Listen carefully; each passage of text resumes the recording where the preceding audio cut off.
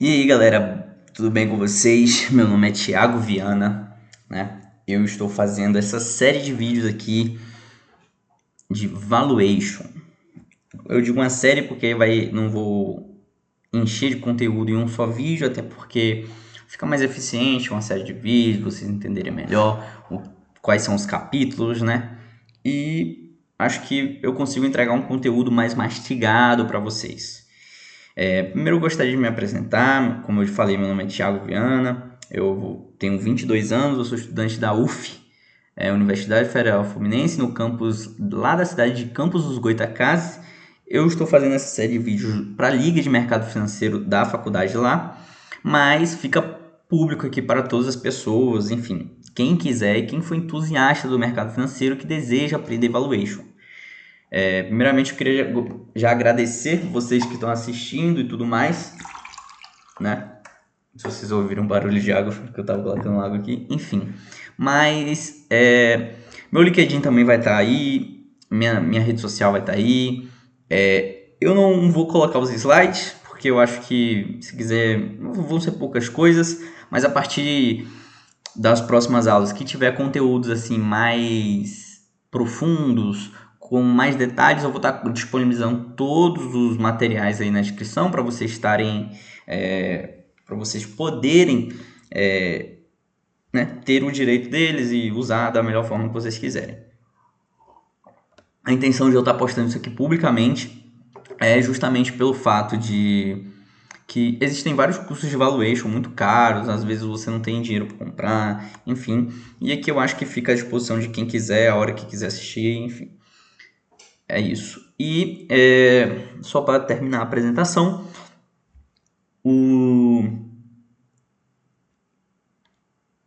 essa, essas aulas elas estão referenciadas em dois conteúdos que eu pude estar, né, me aperfeiçoando, lendo, vendo, enfim, que é um livro, né, Valuation, Métricas de Valor e Avaliações de Empresas, tanto que também está no nome aí do slide, né, do Alexandre Assaf Neto, e também num curso que eu fiz da USP sobre Valuation também. E aí eu vou estar colocando o curso aí na descrição, foi um curso gratuito, eu não sei quando ele vai estar disponível novamente, enfim, mas eu vou estar colocando aí. No meu LinkedIn também tem lá o certificado do curso, enfim, então, que também vai estar aí na descrição. Então vamos começar, né? Porque eu acho que não vamos querer mais perder tempo. Enfim, eu acho muito interessante a gente falar que valuation o que seria o valuation? A gente determinar ali o preço, né, de um determinado ativo. Nesse caso, a gente vai estar mais especificado muito provavelmente para ações. Ou pode ser também fundo, enfim, o que você deseja. Por quê? Eu vou estar apresentando mais aqui, né, unicamente o fluxo de caixa descontado, né? Que ele nada mais nada menos, assim de maneira mais grosseira, né? Que a gente vai entender isso mais no futuro, nos próximos vídeos, que a gente vai pegar fluxos de caixa com futuros e trazer eles a valor presente através de uma taxa de desconto, né? Enfim, grosseiramente é isso. E tem vários entendimentos que ficam subliminares, assim, por assim dizer.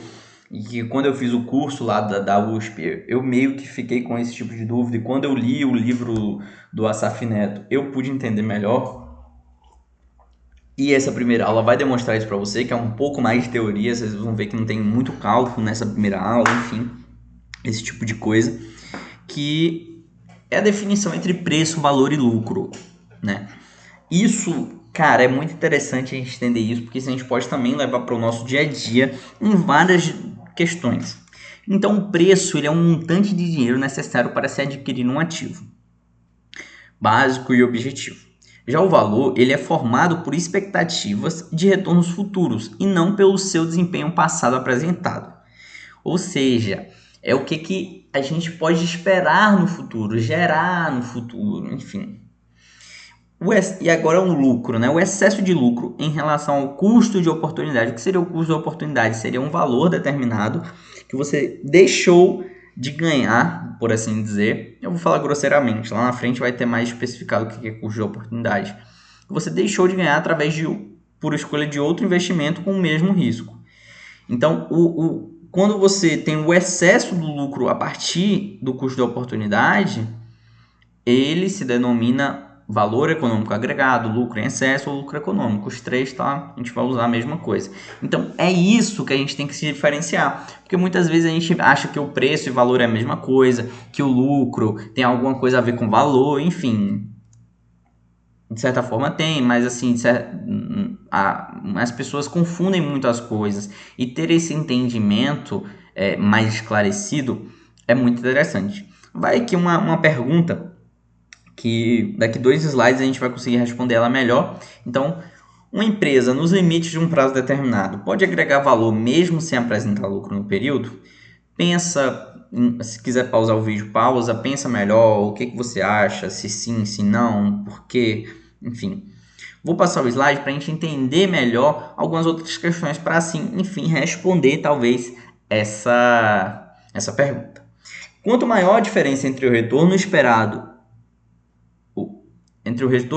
e o custo de oportunidade, quanto maior a diferença entre retorno esperado e o custo de oportunidade, mais elevado é o valor criado. Perdão, faltou um E ali. Então, como a gente coloca isso, né? Quanto maior a diferença do retorno esperado e o custo de oportunidade, mais é valor criado. Ou seja, se o retorno esperado ele é 4x e o custo de oportunidade é 2x, o valor criado é 2x. Entendeu? Porque é 4x menos 2x.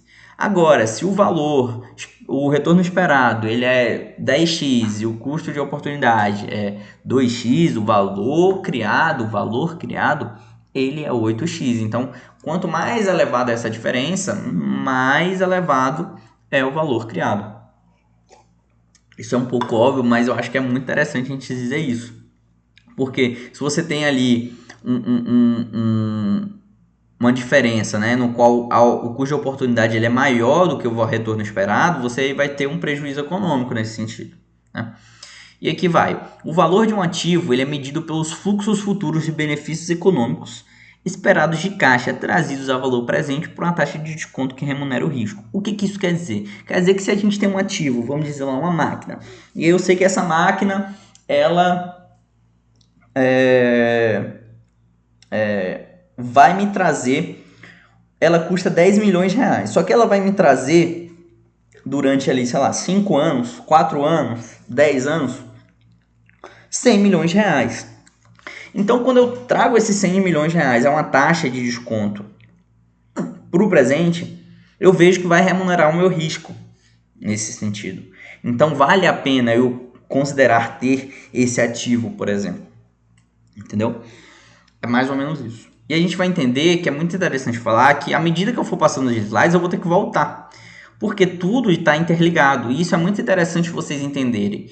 Porque muitas das coisas, muitas das premissas que a gente for fazer lá no futuro, como o PIB, enfim, outros índices que você, Selic, por exemplo, outros índices ou índices setoriais que a gente tem que colocar no futuro e trazer a taxa a valor presente, uma taxa de desconto também, enfim, a gente vai entender e isso fica muito mais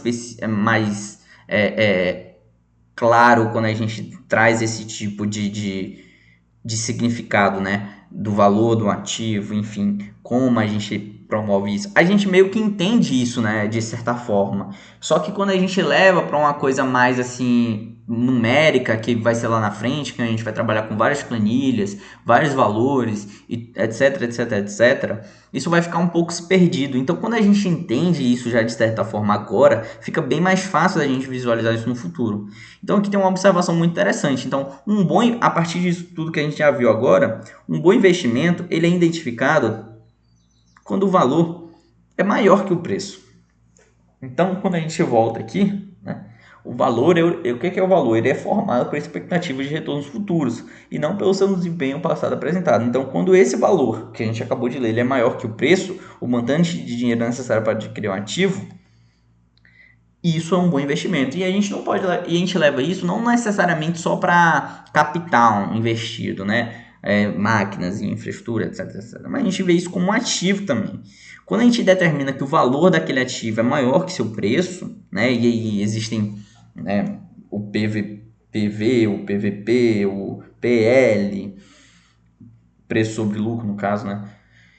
Enfim, vários indicadores de valuation, né, que a gente cita, que nos movem, que nos mostram isso mais fácil. E aqui a gente vai entender muita coisa desse tipo, por exemplo.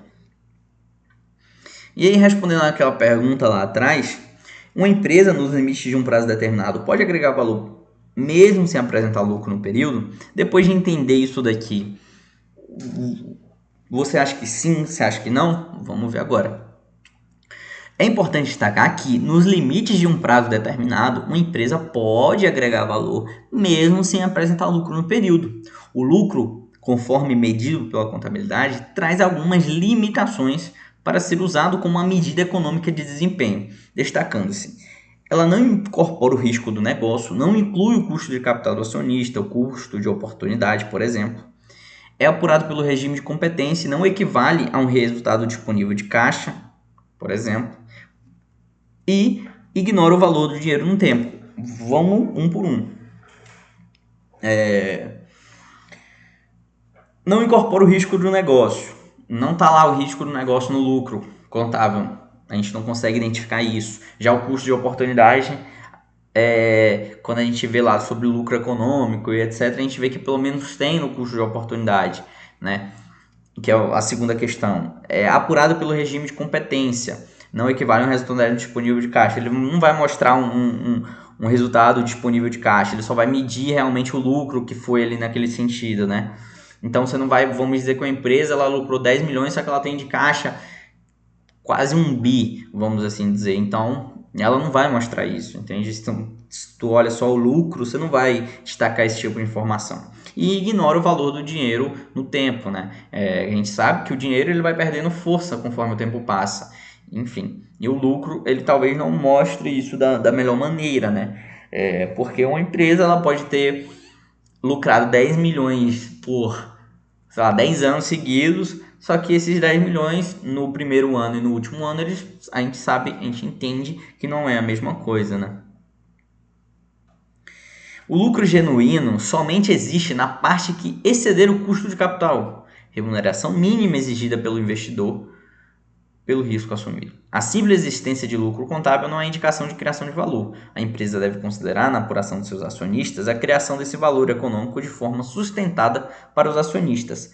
É a essência da missão de uma empresa e sua principal responsabilidade social. Quis colocar isso aqui, talvez é um pouco mais, vamos assim dizer, enfim, mais melancólico, não sei se é a palavra certa, mas é muito interessante dizer que realmente não é só gerar lucro, ou como a gente já conhece hoje, né? Que a gente fala que empresa, o objetivo da empresa hoje é gerar lucro. Claro, é gerar lucro. A gente não foge disso, mas quando a gente tem uma criação de valor econômico de forma sustentada, é muito mais interessante, né? Vamos colocar aí que talvez seja a principal responsabilidade realmente social da empresa. E é muito interessante isso. E aqui a gente vai com um exemplo para vocês até entenderem melhor essa questão enfim, lucro, valor, preço. Assuma uma empresa com um patrimônio líquido de 100 milhões e os seus acionistas exigem um retorno mínimo de 14% ao ano. Neste caso, para os acionistas, a taxa de retorno é o custo de oportunidade e deverá remunerar o risco do investimento. Antes de continuar, vamos voltar aqui e entender o excesso de lucro em relação ao custo de oportunidade é o que denomina valor econômico agregado, ou lucro em excesso, ou lucro econômico. Então, o que tem que acontecer aqui? O lucro, para ter lucro econômico, a empresa tem que lucrar acima do custo de oportunidade. E como ele fala aqui que a taxa de retorno é o custo de oportunidade nesse caso, então a empresa deveria remunerar acima dos 14%. Então vamos ver aqui, ó, ao final do exercício social, a contabilidade apura um lucro líquido de 10 milhões. Ao se considerar o custo de capital próprio no cálculo do resultado do exercício, conclui-se que o lucro líquido contábil 10 milhões, custo de capital próprio, que é 14% vezes o PL, né, os 100 mil lá, dá 14 milhões. está em parênteses porque, né, é para subtrair. Então a gente vê que foi um prejuízo econômico de 4 milhões, né? Faltou os milhões ali. Por quê? O excesso do lucro em relação ao custo de capital tem que ser maior, né? Por isso que é excesso de lucro. E aí chamaria, no caso, de lucro econômico, nesse sentido. Então, ali, em vez de prejuízo econômico, teria lucro econômico, ou superávit econômico, enfim. É nesse sentido que a gente tem que entender. Colocar esse custo de capital próprio, né? Colocar essa taxa de risco também embutida no lucro, para a gente entender se realmente aquilo está valendo a pena ou não. Se aquele investimento que a gente está fazendo está valendo a pena ou não, entendeu? E aqui a gente vai entender uma ideia do valor para o acionista, né? O investimento do acionista, ele revela atratividade econômica, somente quando a remuneração líquida oferecida for suficiente para remunerar o custo de oportunidade do capital próprio aplicado no negócio. Vamos ler de novo, porque eu acho muito interessante. O investimento do acionista revela atratividade econômica somente quando a remuneração líquida oferecida for suficiente para remunerar o custo de oportunidade do capital próprio aplicado no negócio. Ou seja, nesse caso aqui, o que ele está falando teria só uma atratividade econômica se esse investimento aqui, por exemplo, ele fosse de 14, se o lucro líquido fosse de 14 milhões ou mais, porque ele estaria remunerando o custo de oportunidade do capital próprio, né? Que o cara ia aplicar no negócio, por exemplo. E aí, eu já expliquei lá no início, mas a gente entende melhor aqui o custo de oportunidade, né? A gente entende que o custo de oportunidade é o retorno da melhor alternativa de investimento em troca da aceitação de outra oportunidade de investimento de mesmo risco. E esse de mesmo risco faz o total diferença. Você não pode colocar um carrinho de cachorro quente em comparação com comprar ações. Você tem riscos diferentes, né? Totais ali, eu acho. E ainda depende da empresa, enfim. São riscos totalmente diferentes. Então, talvez você vai preferir um ou outro, dependendo de quando você analisa ali o negócio, analisa as coisas. E aí, qual você vai preferir? Talvez seja uma ação, talvez seja o carrinho de cachorro quente, não sei. E aqui a gente traz, a partir desses entendimentos aqui, principalmente desses que a gente deu mais ênfase, o negócio sobre riqueza, né? Riqueza sobre o lucro, o excesso do lucro, no caso. Ele ser maior do que o custo de capital próprio, o custo de oportunidade, né? E aí a gente também aqui vai para a questão de riqueza da empresa. Como assim de riqueza da empresa? A gente entra num tópico muito abordado, que a gente vai abordar um pouco mais na frente também, que é o goodwill, que aí a gente fala o que seria a riqueza, né, da empresa, vamos assim dizer. O goodwill, market value added, é o valor de mercado menos o capital investido. E aí a gente consegue calcular se o valor de mercado ele está sendo maior do que o capital investido. Por quê? Lembra quando a gente comentou que o valor de um ativo ele é medido pelos fluxos futuros de benefícios econômicos esperados de caixa trazidos ao valor presente por uma taxa de desconto que remunera o risco? É o que a gente vai trazer agora no sentido de goodwill, né? Ó, aqui embaixo. Um ativo somente agregará valor se os seus fluxos operacionais de caixa esperados, descontados a uma taxa que reflita a expectativa de risco dos proprietários de capital, produzirem um valor presente líquido, entendido nesse caso como goodwill, maior que zero, ou seja, uma riqueza absoluta. Então aí quando a gente lê isso aqui, a gente entende o porquê da fórmula, valor de mercado menos capital investido. Por quê? É muito interessante, eu vou trazer até um diferencial aqui. Eu vou ler aqui um trecho do livro, né, que eu comentei. Se uma empresa é capaz de remunerar os seus proprietários somente até o limite de suas expectativas mínimas de retorno, o seu valor de mercado restringe-se ao montante necessário que se despenderia para edificá-la, ou seja, ao valor de reposição de seus ativos. Ou seja, se uma empresa ela só é capaz de remunerar os seus acionistas lá a uma taxa mínima né, de retorno, e esse retorno, essa taxa mínima, ela reflete, né, ela se restringe a todo aquele capital investido em ativos, ou seja, o goodwill dela, a riqueza dela vai ser igual ao capital investido, né?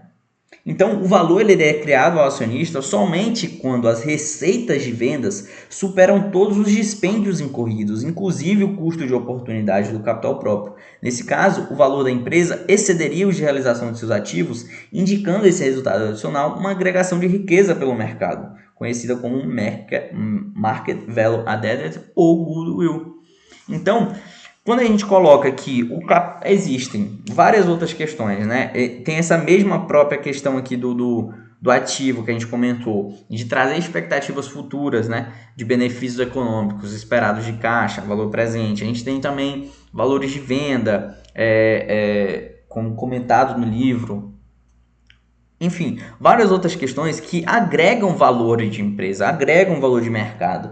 Então, essa é a riqueza que a gente vê. Isso é o que a gente entende mais por goodwill nesse caso, né? Então, se a gente tem um valor de mercado ali de 10 milhões e um capital investido de 5 milhões, a gente entende que o goodwill vai ser positivo. E a gente vai ver aqui, bem agora do lado.